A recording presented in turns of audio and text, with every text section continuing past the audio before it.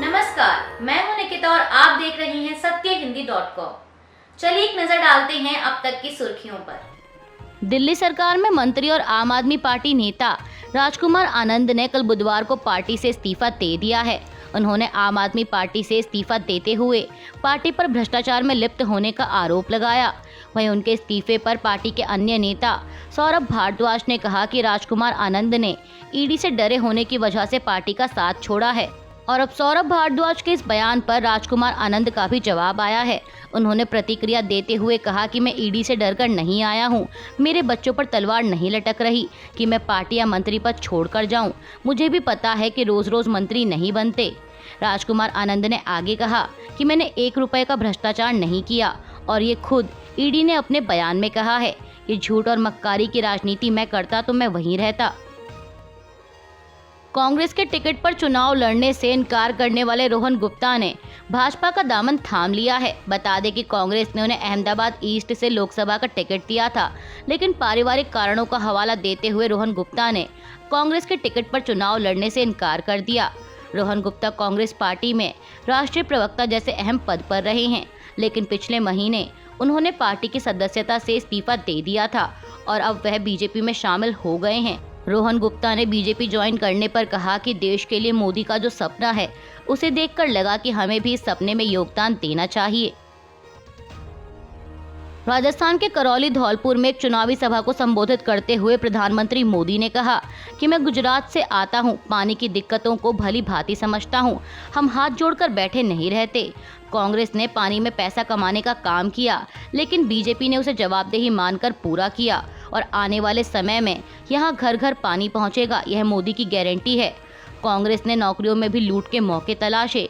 कांग्रेस के राज में paper leak industry तैयार हो गई, लेकिन ये मोदी की गारंटी है कि मोदी की सरकार आएगी तो पेपर लीक माफिया जेल जाएंगे। पीएम मोदी ने पूछा कि बताइए कि मोदी की गारंटी पूरी हो रही है या नहीं।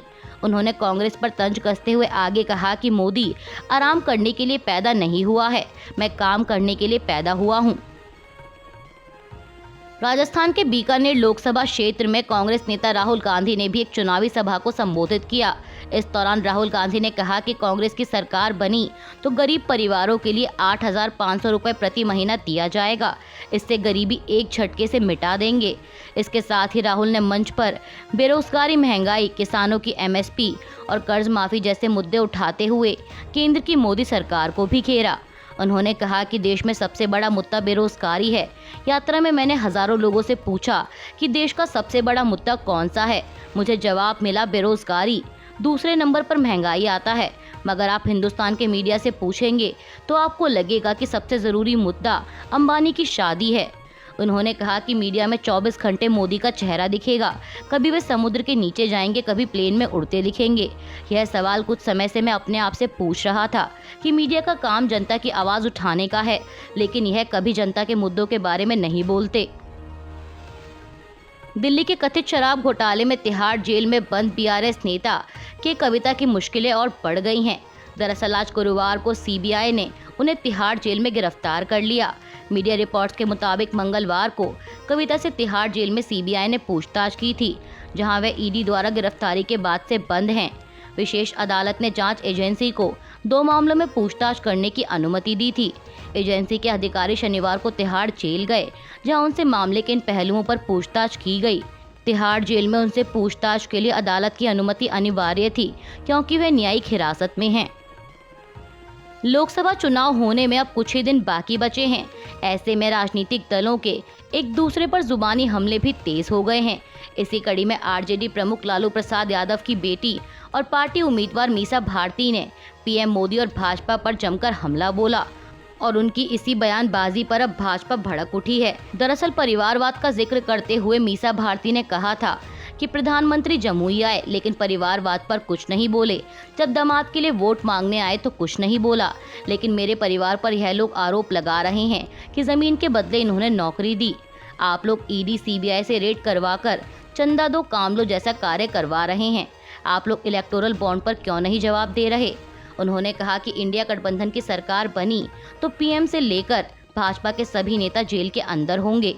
मीसा भारती ने कहा कि इस बार पाटलिपुत्र की जनता नहीं चूकेगी। जनता ने 2 बार भाजपा को मौका देकर सब कुछ देख लिया है।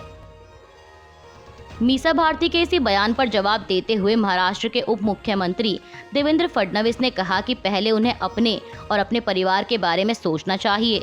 ये लोग कई प्रकार के घोटालों और भ्रष्टाचारों में फंसे हुए हैं। डिप्टी सीएम ने कहा कि ये हमारे द्वारा लगाए गए आरोप नहीं हैं।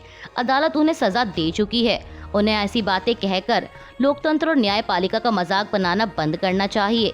वहीं बीजेपी सांसद सुधांशु त्रिवेदी ने कहा कि इस बयान से वह अपने पिता की प्रतिज्ञा को हास्यास्पद बना रही हैं। बॉलीवुड से राजनीति में कदम रखने वाली अभिनेत्री कंगना रनौत ने शिवसेना यूबीटी प्रमुख उद्धव ठाकरे पर निशाना साधा है। उन्होंने कहा कि आज मैं सब पप्पुओं को चुनौती देती हूँ। यह तुम्हारे माँ बाप की रियासत नहीं है कि मुझे तुम डरा धमकाकर भेज दोगे। यह पीएम मोदी का नया भारत है। कंगना ने उद्धव ठाकरे को निशाने पर लेते हुए आगे कहा कि ऐसे राजा बेटा मुझे हर जगह मिले हैं। फिल्म इंडस्ट्री में भी मुझे कई राजा बेटा मिले, जिनके खिलाफ मुंबई में भी मैंने आवाज़ उठाई। इन राजा बेटाओं ने मुझे नहीं, मैंने ही ऐसे को अपनी फिल्म से ही गायब कर दिया। फिर एक और पप्पू मेरी जिंदगी में आए और यहाँ तक कि मेरा घर भी तोड़ दिया। बता दें कि कंगना तत्कालीन उद्धव सरकार के समय अवैध निर्माण के तहत आने वाली उनकी संपत्ति पर बुलडोजर चलाए जाने का जिक्र कर रही थी। चुनाव आयोग ने अब शिरोमणि अकाली दल को नोटिस जारी किया है। यह नोटिस 6 अप्रैल को रायकोट में आयोजित रैली पंजाब बचाओ यात्रा में एक बच्चे को शामिल करने को लेकर जारी किया गया। दरअसल आम आदमी पार्टी के मंत्री हरपाल सिंह चीमा ने इस मामले को लेकर मंगलवार को चुनाव आयोग से शिकायत की थी। चीमा ने शिकायत में आरोप लगाया कि सुखबीर बादल ने आचार संहिता का उल्लंघन किया है और कानून को तोड़ा है। उन्होंने कहा कि बादल ने पंजाब बचाओ यात्रा के दौरान 6 अप्रैल को रायकोट में आचार संहिता की धज्जियां उड़ाते हुए छोटे बच्चों को अपनी चुनावी रैली में शामिल किया। दल के नेता ने माइक देकर बच्चों को कहा कि वह उनके लिए लोगों से वोट की अपील करें और साथ ही अकाली दल जिंदाबाद के नारे लगवाए। इसके अलावा बच्चों को स्क्रिप्ट भी लिखकर दी गई। हरपाल सिंह चीमा ने इस संबंध में सारे तथ्य भी चुनाव आयोग को सौंपे हैं। उन्होंने कहा कि उनके खिलाफ चाइल्ड लेबर एक्ट के तहत कार्रवाई की जाए। लोकसभा चुनाव से पहले मायावती की बहुजन समाज पार्टी को बड़ा झटका लगा है। दरअसल उत्तर प्रदेश के बिजनौर से सांसद मलूक नागर बीएसपी का साथ छोड़ राष्ट्रीय लोकदल में शामिल हो गए हैं।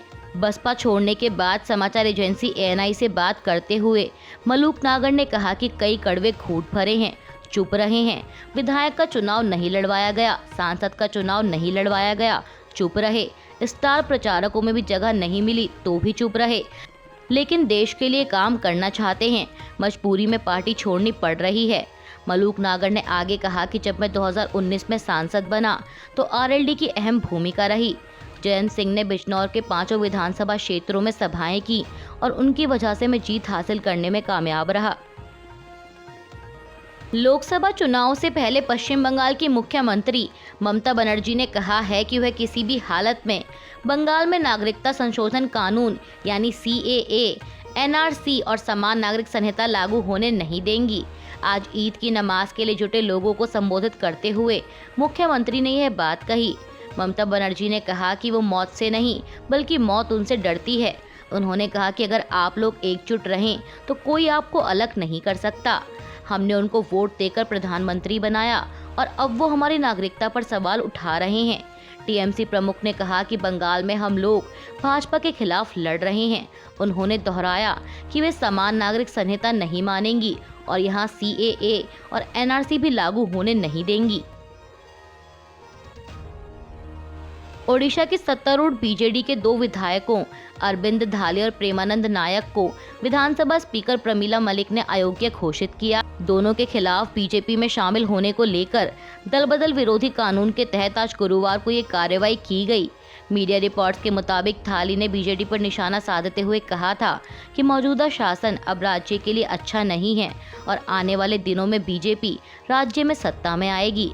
उन्होंने इस दौरान ये भी कहा था कि राज्य में लोगों का दम घुट रहा है और बीजेडी में फिलहाल कोई लोकतंत्र नहीं बचा है। वरिष्ठ नेताओं को बीजेडी में कभी भी उचित सम्मान नहीं मिलता। मौजूदा विधायकों के खिलाफ समानांतर उम्मीदवार मैदान में उतारे जा रहे हैं। अक्सर कांग्रेस पर निशाना साधने वाले असम के मुख्यमंत्री हेमंत बिस्वा शर्मा पर अब कांग्रेस ने भी निशाना साधा है। पार्टी महासचिव जयराम रमेश ने कल बुधवार को दावा किया कि कांग्रेस ने ही शर्मा को पहचान दी है और यही वजह है कि वह हर समय इसके बारे में सोचते रहते हैं। कांग्रेस नेता ने एक प्रेस कॉन्फ्रेंस में कहा कि अवसरवादी नेताओं के भाजपा में शामिल होने के बाद कांग्रेस नए तरीके से खुद को मजबूत कर रही है। इसी दौरान उन्होंने कहा कि सीएम शर्मा को कांग्रेस ने ही पहचान दी, वह पहले कोई नहीं थे। तरुण गोगोई के सीएम रहने के दौरान वह 15 साल तक मंत्री रहे। बाद में वह कांग्रेस से विश्वासघात कर भाजपा में शामिल हो गए। मैंने उनके जैसा विश्वासघाती कभी नहीं देखा। जयराम रमेश ने आगे कहा कि गोगोई की वजह से ही शर्मा को प्रसिद्धि मिली, अन्यथा वे गुमनामी में खो जाते। बिहार के औरंगाबाद लोकसभा क्षेत्र के गुरारू में एक चुनावी सभा को संबोधित करने पहुंचे केंद्रीय गृह मंत्री अमित शाह को जनता की आलोचना का सामना करना पड़ा है। अमर उजाला की एक रिपोर्ट के मुताबिक जब वह चुनावी सभा के लिए पहुंचे तो वहां भाजपा मुर्दाबाद और अमित शाह मुर्दाबाद के नारे लगने लगे। हेलीकॉप्टर के लैंड होते ही कुछ लोगों ने अमित शाह वापस जाओ, लालू यादव, तेजस्वी यादव जिंदाबाद के नारे लगाने शुरू कर दिए। इस पूरी घटना का वीडियो भी सोशल मीडिया पर वायरल हो रहा है। हेलीकॉप्टर के लैंड होते ही कुछ लोगों ने गुजराती वापस जाओ के नारे लगाने शुरू कर दिए। हालांकि सुरक्षा के पुख्ता इंतजाम होने के कारण नारेबाजी करने वाले लोग केंद्रीय गृह मंत्री के नजदीक नहीं पहुंच सके।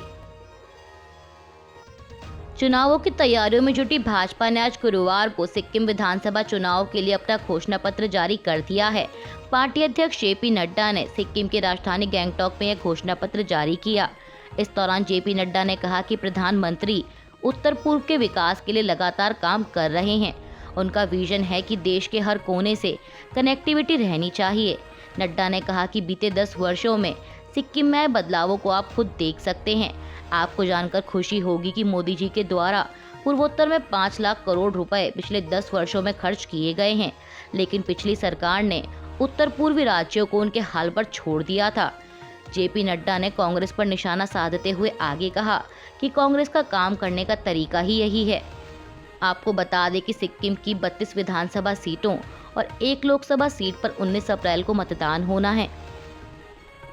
बीजेपी ने सिक्किम के लिए जारी किए गए घोषणा पत्र में अनुच्छेद 371F की आत्मा और उसके तत्वों की रक्षा करने, राज्य में केंद्र सरकार के सहयोग से विश्व स्तरीय प्रबंधन संस्थान IIM स्थापित करने, राज्य में नेशनल इंस्टीट्यूट ऑफ डिजाइन का निर्माण, राज्य के युवाओं को सशक्त करने और पर्यटन को बढ़ावा देने के लिए होटल मैनेजमेंट संस्थान का भी निर्माण, किसानों के लिए PM किसान योजना के तहत किसानों को वार्षिक 9,000 रुपए की मदद देने, जो कि अभी 6,000 रुपए वार्षिक है।